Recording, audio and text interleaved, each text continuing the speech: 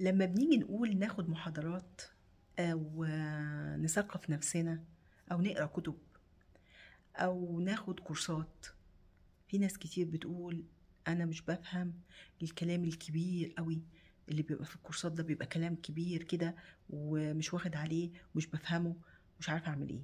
طيب يعني أنا مش هاخد كورسات، لا بصراحة مش هاخد، خلاص ما تاخدش. بس أنا عايزة أديك نصيحة، ابدأ شوية بشوية، خد كتايب أو كتيب صغير قوي قوي قوي في مجال أنت بتحبه، في مجال، والمجالات كتير قوي، في مجالات ثقافية، مجالات اجتماعية، مجالات عن الطبيعة، مجالات عن حتى الدين، مجالات في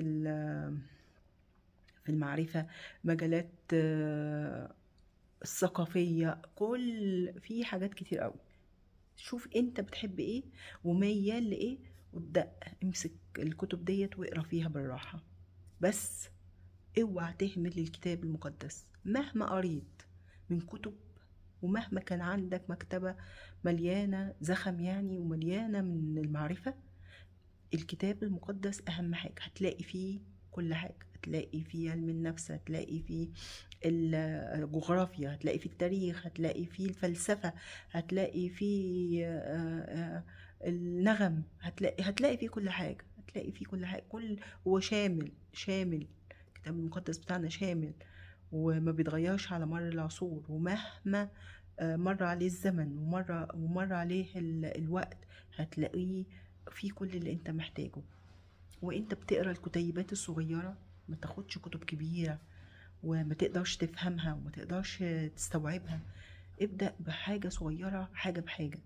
والحاجة الصغيرة ديت بعد ما هتفتح مدارجك شوية وهتقدر انك انت تفهم الكتاب ده بيقول ايه. حتى لو ما فهمتوش من اول مرة اقراه تاني، مفيش مشكلة، اقراه تاني بهدوء. اختار كمان وانت بتقرأ المكان اللي هادي، اختار كمان الوقت اللي انت فيه مرتاح ومخلص كل اللي وراك، ان الوقت ده بتاع القراية. يعني خصص وقت للقراية. القراية مهمة جدا. القراية محدش يستغنى عنها، ومحدش يقدر ان هو يعني يقول انا مش بحب القراية. لا، لازم نقرا في اي مجال، وناخد بالقدر حتى القليل قوي في كل المجالات. ما تتخصص في مجال معين، بالعكس، علشان تقدر تكون ملم بكل الحاجات اللي حواليك، تقدر تتكلم في كل المواضيع. احنا مش مطلوب مننا ان احنا نكون فلاسفة وبنتكلم بقى وكل واحد يقول ويقول محاضرات ويقول عظات مش مطلوب مننا كده. مطلوب مننا بس ان احنا نفهم الدنيا ماشية ازاي، الدنيا حوالينا ماشية ازاي، نفهم بعضنا، نفهم نفسية الإنسان، نتكلم يعني نقرأ كتب في نفسيات الإنسان، في علم الاجتماع، علم النفس. اقرأ. القراية حلوة جدا. القراية مهمة جدا كمان لحياتنا، مهمة لعقلنا. يعني العقل اللي هو بدون قراية ده بيبقى عقل بيقول لك عليه مظلم مضلم. أه تحس انك انت مش فاهم الكلام حتى اللي بيتقال.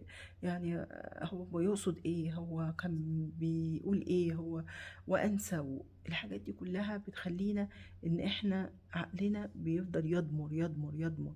لكن طول ما انا بديله معلومات وبديله ثقافة وبقرا كتير، هتلاقينا ان بينضج، العقل بينضج والخلايا بتاعته بتنمو وعمالة تتكاثر كمان.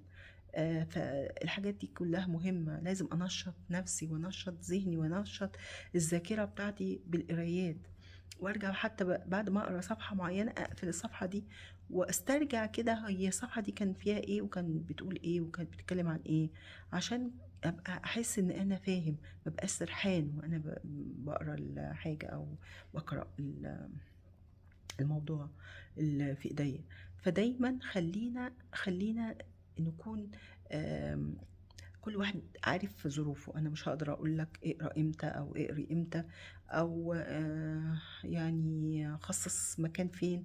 كل واحد في بيته عارف وقته وعارف ظروفه وعارف الوقت اللي ممكن يقرا فيه والمكان اللي ممكن يقعد، وتبقى ركنة صغيرة كده للقراية.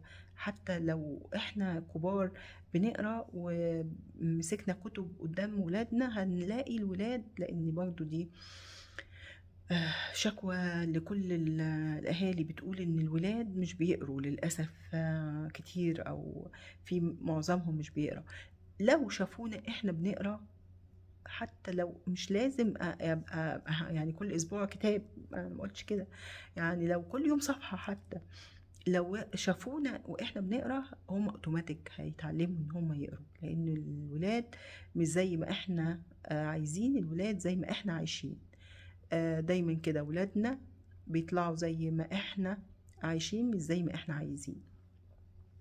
وربنا يدينا حكمة، ويدينا كلنا يدينا ان احنا نستوعب ان كل حاجة ربنا اداها لنا امانة.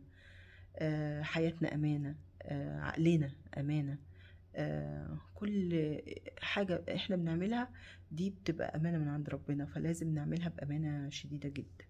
وكل عمل ربنا سمح بيه في حياتنا لازم نعمله بامانة، علشان ربنا يبارك في كل عمل. ربنا يبارك في حياتنا كلنا، ويدينا العقل الواعي، ويدينا الوقت اللي نقدر ان احنا نخططه، ان احنا نستفاد منه، ما نضيعش وقت، لان اضاعة الوقت صعبة قوي. كبسولة ليه.